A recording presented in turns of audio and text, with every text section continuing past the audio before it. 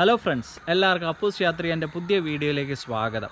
ഇന്നത്തെ video കുക്കിങ്ങുമായിട്ട് relate ചെയ്തിട്ടുള്ള ഒരു വീഡിയോയാണ്. ഓക്കെ, അപ്പോൾ വീഡിയോയിലേക്ക് പോകുന്നതിന് മുന്നേ നിങ്ങൾ എൻ്റെ ചാനൽ ആദ്യമായിട്ടാണ് സന്ദർശിക്കുന്നതെങ്കിൽ ദയവായി ആ സബ്സ്ക്രൈബ് ബട്ടൺ ഒന്ന് ക്ലിക്ക് ചെയ്തേക്കുക.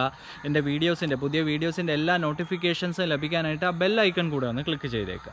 അപ്പോൾ നമുക്കിനി നേരെ കാര്യത്തിലേക്ക് കിടക്കാം. നമ്മളെല്ലാവരും ഈ ഇളനീര് അല്ലെങ്കിൽ കരിക്ക് കഴിക്കാൻ വളരെ ഇഷ്ടമുള്ള ആൾക്കാരാണ് ഭൂരിപക്ഷം പേരും. അപ്പോൾ ചിലർ അത് പ്ലെയിനായിട്ട് കഴിക്കും, ചിലരത് ശർക്കരയൊക്കെ ചേർത്ത് നല്ല ടേസ്റ്റായിട്ട് കഴിക്കും. ഓക്കെ, അപ്പോൾ അങ്ങനെ ഒരു കോമ്പിനേഷൻ കരിക്കിൻ്റെ ഒപ്പം നമുക്ക് ചേർത്ത് കഴിക്കാൻ പറ്റുന്ന ഒരു അടിപൊളി കോമ്പിനേഷൻ്റെ പ്രിപ്പറേഷനാണ് ഇന്നത്തെ വീഡിയോയിൽ ഞാൻ നിങ്ങളുടെ മുന്നിൽ അവതരിപ്പിക്കുന്നത്. അപ്പോൾ നമുക്ക് നേരെ വീഡിയോയിലേക്ക് പോവാം. ആദ്യം മെയിൻ ഇൻഗ്രീഡിയൻ്റ് ആയിട്ടുള്ള കരിക്ക് തന്നെ നമ്മൾ ഇവിടെ റെഡിയാക്കാം. അപ്പോൾ ഒരു മീഡിയം ഒരു പാകത്തിനുള്ള കരിക്കാണ് എടുക്കേണ്ടത്. എന്ന് വെച്ച് കഴിഞ്ഞാൽ ഒരുപാട് ഹാർഡായിട്ടുള്ളതും പാടില്ല, വളരെ സോഫ്റ്റ് ആയിട്ടുള്ളതും പാടില്ല. ഇതിൻ്റെ പുറത്തുള്ള ചകിരിയെല്ലാം നമ്മളൊന്ന് ചെത്തി മിനുസമാക്കണം. അതിനുശേഷം ഇത് കുറച്ച് ഈ ഡിഷ് ഉണ്ടാക്കുക എന്ന് പറഞ്ഞാൽ കുറച്ച് സമയം എടുക്കുന്ന ഒരു പ്രോസസ്സാണ് കേട്ടോ. അപ്പോൾ ഈ വെള്ളം നമുക്ക് ഇത് കുടിച്ച് ആ ഒരു ക്ഷീണം ഒന്ന് നല്ല എനർജറ്റിക് ആയിട്ട് നമുക്ക് ഈ ഡിഷ് ഉണ്ടാക്കാൻ തുടങ്ങാം. അപ്പോൾ ഇതിന് വെള്ളം ആവശ്യമില്ല, അപ്പോൾ നമ്മളത് എടുത്തങ്ങ് മാറ്റുകയാണ്.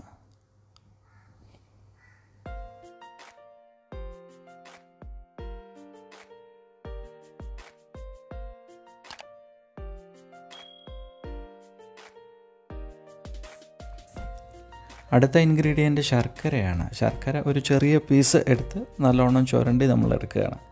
അപ്പോൾ നിങ്ങൾ മധുരപ്രിയരാണെങ്കിൽ അതിനനുസരിച്ച് ഉള്ള ക്വാണ്ടിറ്റി എടുക്കാം.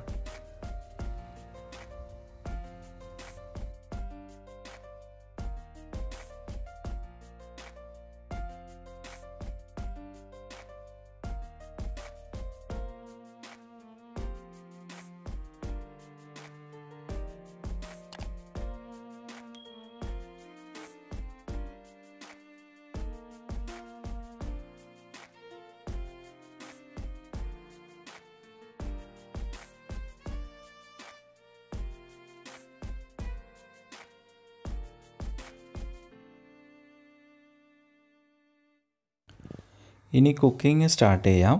അപ്പോൾ ഫസ്റ്റ് സ്റ്റെപ്പ്, ഒരു ഫ്രൈയിങ് പാനിൽ നമ്മൾ പീസാക്കി വെച്ചിരുന്ന ശർക്കരയെ ഉരുക്കിയെടുക്കുകയാണ്.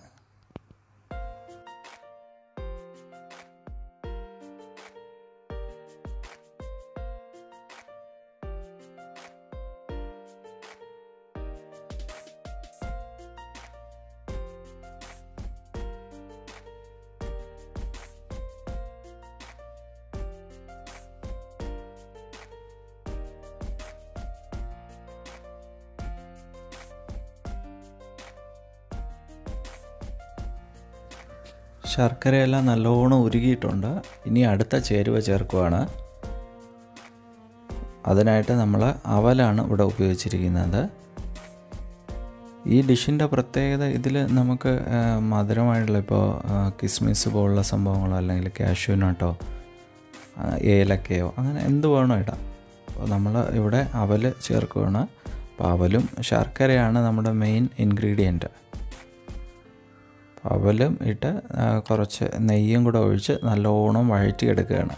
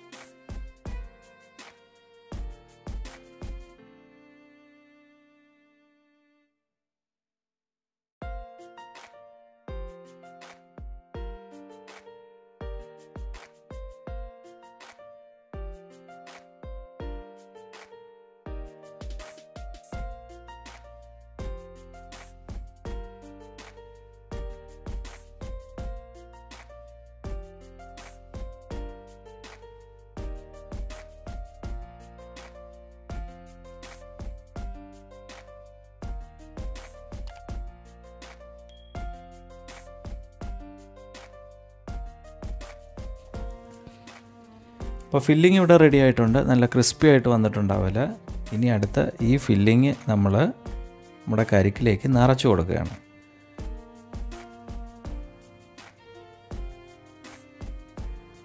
അപ്പോൾ ഇത് നിറയ്ക്കുന്നതിന് മുന്നേ നമ്മുടെ കരിക്കിൻ്റെ ആ ഒരു നമ്മൾ നേരത്തെ ഉണ്ടാക്കിയ ആ ഒരു ഹോള് കുറച്ചുകൂടെ വലുതാക്കുകയാണ്.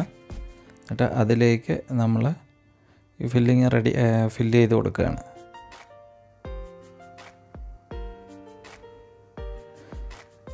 നിങ്ങൾ ഇപ്പോൾ വിചാരിക്കുന്നുണ്ടായിരിക്കും ഇത് വലിയ ബുദ്ധിമുട്ടാണെന്ന്. പക്ഷേ അത്രയും ബുദ്ധിമുട്ടൊന്നുമില്ല. വളരെ ഈസി ആയിട്ടുള്ള സംഭവം തന്നെയാണ്.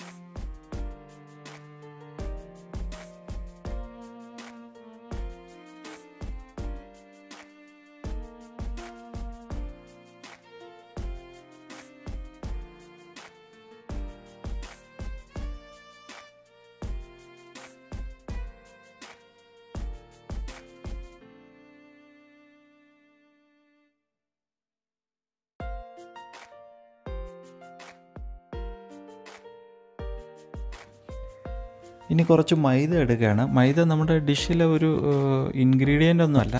നമ്മുടെ ഡിഷ് സക്സസ് ആവാനായിട്ട് വളരെ അത്യാവശ്യം വേണ്ട ഒരു സാധനമാണ്. അപ്പോൾ ഇത് നമ്മൾ കുറച്ചൊന്ന് കട്ടിക്ക് കുഴച്ചെടുക്കുകയാണ്.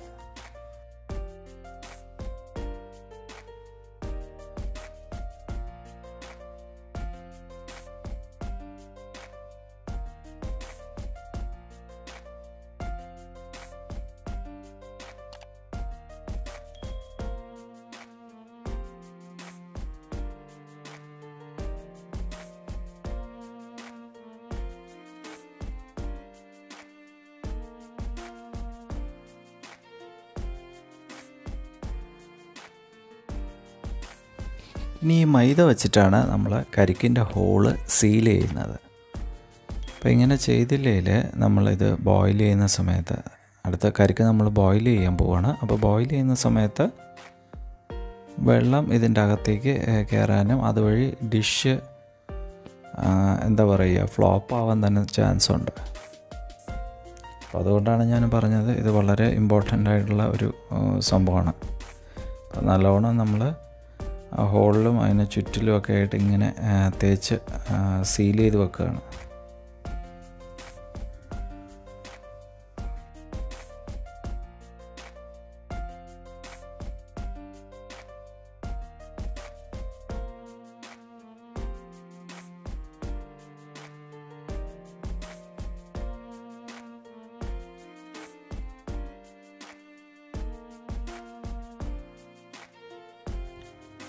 ഇതപ്പോൾ റെഡി ആയിട്ടുണ്ട്. ഇനി കുക്കിംഗ് സ്റ്റാർട്ട് ചെയ്യാൻ പോവുകയാണ്. അപ്പോൾ അതിനായിട്ട് ഒരു ഇഡ്ഡലി പാത്രത്തിൽ കരിക്ക് മുങ്ങുന്ന അത്രയും അളവിൽ വെള്ളം എടുത്തിട്ട് അതിലേക്ക് ഈ കരിക്ക് ഇറക്കി വെക്കുകയാണ്.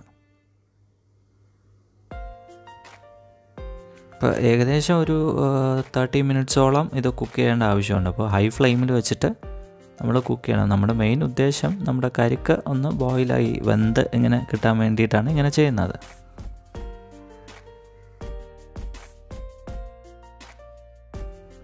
മൈദ പ്രോപ്പറായിട്ട് വെച്ച് നമ്മൾ സീൽ ചെയ്തിട്ടില്ല എങ്കിൽ ഇങ്ങനെ വേവുന്ന സമയത്ത് അതിനകത്ത് നമ്മുടെ ഫില്ലിങ്ങിൽ വെള്ളം കയറി അത് കേടായി പോകാനായിട്ട് ചാൻസ് ഉണ്ട്. അതിങ്ങനെ കുഴഞ്ഞു പോകാനായിട്ട് ചാൻസ് ഉണ്ട്.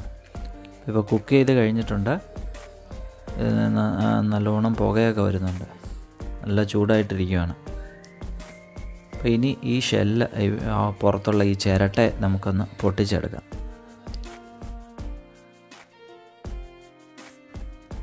ബുദ്ധിമുട്ടുള്ള കാര്യമൊന്നുമല്ല. 2 അടി അടിക്കുമ്പോൾ തന്നെ അത് പൊട്ടി വരും. ഇതിപ്പോൾ ഈ സൈഡ് പൊട്ടിയിട്ടുണ്ട്. അപ്പോൾ പതുക്കെ കൈവച്ചിട്ട് നമുക്ക് ഈ ഷെല്ലിനെ അങ്ങ് ഇളക്കിയെടുത്ത് മാറ്റാം. അപ്പോൾ അകത്തുള്ള ആ ഒരു കാമ്പ് പ്രത്യേകമായിട്ട് മാറ്റി എടുക്കാനായിട്ട് നമുക്ക് ഈസി ആയിട്ട് ഇങ്ങനെ പറ്റും. ഈ ചിരട്ടയെല്ലാം ഇളക്കി മാറ്റിയിട്ട് ഈ കാമ്പ് മാത്രമായിട്ട് നമുക്ക് പ്ലേറ്റിലേക്ക് മാറ്റാം. അപ്പോൾ പലർക്കും പല ഷേപ്പിലായിരിക്കും കിട്ടുന്നത്. നമ്മുടെ കരിക്കിൻ്റെ ആ ഒരു ക്വാളിറ്റി അല്ല, ആ ഒരു പാകം വച്ചിട്ട് ഇരിക്കും.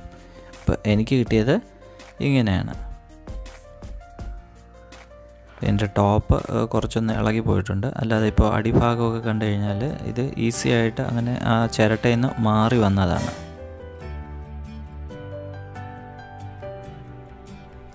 ചിലപ്പോൾ ഇത് കറക്റ്റ് ബോളായിട്ട് തന്നെയും കിട്ടാറുണ്ട് കേട്ടോ. കരിക്ക് കുറച്ചുകൂടെ കട്ടി ഉണ്ടായിരുന്നതിൽ നമുക്ക് കറക്റ്റ് ആ ഒരു പെർഫെക്റ്റ് ഷേപ്പിൽ കിട്ടുമായിരുന്നു. ഇതിപ്പോൾ ഇങ്ങനെയാണ് കിട്ടിയിരിക്കുന്നത്. അപ്പോൾ ഇനി ഇത് മുറിച്ച് സാധാരണ നമ്മൾ കരിക്ക് കഴിക്കുന്നത് പോലെ നമുക്ക് കഴിക്കാം. അപ്പോൾ നമ്മളിപ്പോൾ കരിക്ക് ശർക്കരയൊക്കെ ആയിട്ടാണ് കഴിക്കാറ്. ഇതിപ്പോൾ വേറൊരു വെറൈറ്റി ഡിഷായിട്ട് നമുക്ക് പ്രിപ്പയർ ചെയ്ത് കഴിക്കാം. ഇത് ഉണ്ടാക്കാനായിട്ട് ബുദ്ധിമുട്ടൊന്നുമില്ല, കുറച്ച് സമയം എടുക്കുമെന്നേ ഉള്ളൂ.